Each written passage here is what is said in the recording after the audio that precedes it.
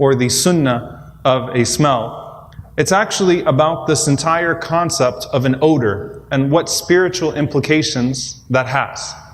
Allah subhanahu wa ta'ala has given us different senses, has given us different ways in which we connect with the world around us, and different ways in which we perceive things. And one of those strongest senses is this concept of odor, this concept of a smell. Because odor has a persuasion that is stronger than appearance, stronger than touch, stronger than a feeling. It's a very strong sense that Allah subhanahu wa ta'ala has given to us. And there's a physical dimension to that and a spiritual dimension. Right? The Prophet sallallahu alaihi wasallam would never turn down a gift of perfume.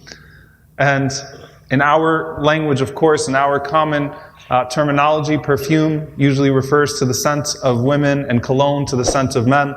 But it's actually to the composition of oil. They had very strong oils that they would use. And the Prophet ﷺ used to love at-tib. It was well known that he would never turn down a gift of at-tib, and if you wanted to make the Prophet ﷺ happy with a gift, then your sure shot was to give the Prophet ﷺ a gift of perfume, and the Prophet ﷺ would enjoy it.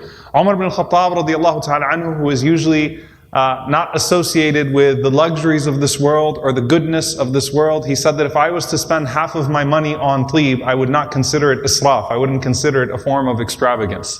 Some of the great imams, like Imam Abu Hanifa rahimahullah, they said about Abu Hanifa that you could smell when he was approaching you from miles away, and you could smell after days if he was in a gathering after he had left it, from the goodness of his sleep. So there is that element of it, and the Sahaba and the righteous having this love of a good sense. And I assume, inshallah, the masjid is going to smell a lot better next week after these first narrations, because you'll take that sunnah, inshallah ta'ala, seriously. But please don't overdo it, because the person next to you might not like that particular smell.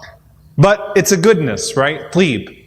And it falls under the athar, the different types of traces and steps and senses that Allah has given to us. And it's most often likened to sight, to al-basar. But smell does things that sight does not do. And now we start to segue into the spiritual of this. The power of smell is that it invokes memories in many ways. And so it's able to bring back a memory or to bring back something that is missing to the immediate detection of a person when they smell it. And you usually don't know it until it's been gone for some time.